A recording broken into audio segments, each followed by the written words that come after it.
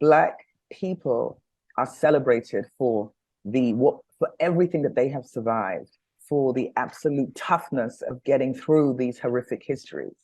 But what emotional justice is asking, and what is the toll of having survived those histories, worked and continuing to work in movements against ongoing injustice, against racism? What is the toll on your spirit? What is the toll on your body? What is the toll on your mind? What is the toll of your sense of self? And part of what we need in a racial healing roadmap is one that centers and institutionalizes and resources the replenishment, rest, and wellness of Black people, and especially in centrally Black women. Because part of what happens is because there's a relationship to Blackness and labor for whiteness. And that is one of extraction, right? That essentially Black and brown people do the work and white people are the recipients of the work that Black and brown people do. So whilst the legislation that made that a physical reality has changed, the emotional relationship to Black people doing labor and white people in receipt of that labor, the emotional connection to Blackness as a place to extract labor hasn't necessarily changed because there's been no racial healing work.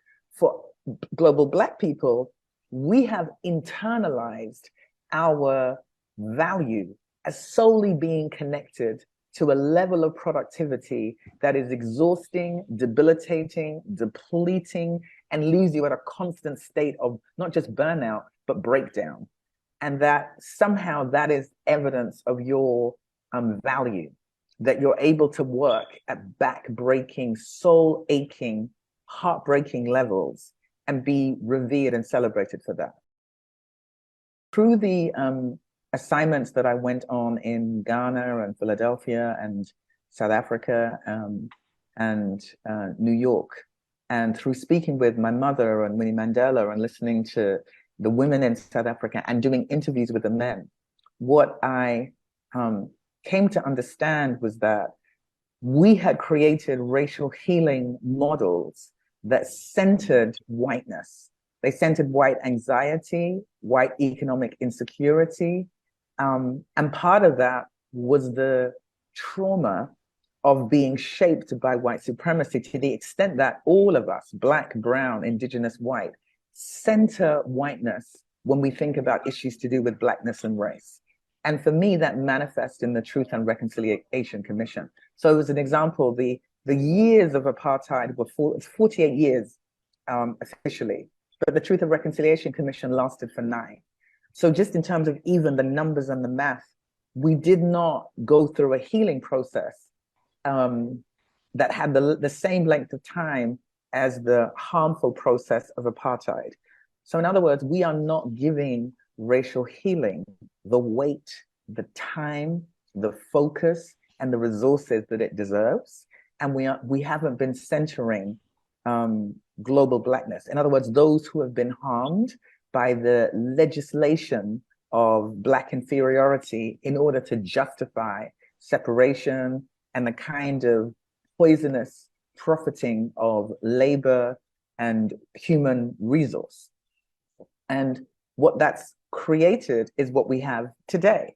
The Truth and Reconciliation model reaches back and harkens back to the model in Kenya in 1964 with Jomo Kenyatta, who really sidelined the freedom fighters when it came to post-independence Kenya.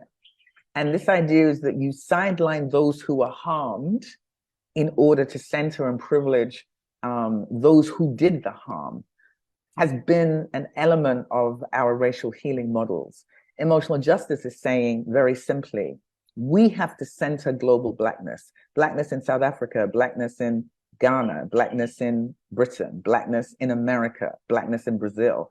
We have to center ourselves in a racial healing model and understand that there is emotional work that we have to do because of the particular untreated trauma that we have experienced as a result of these white supremacist models that extracted labor, that shaped how we saw ourselves as global Black people, and that shaped how we see one another.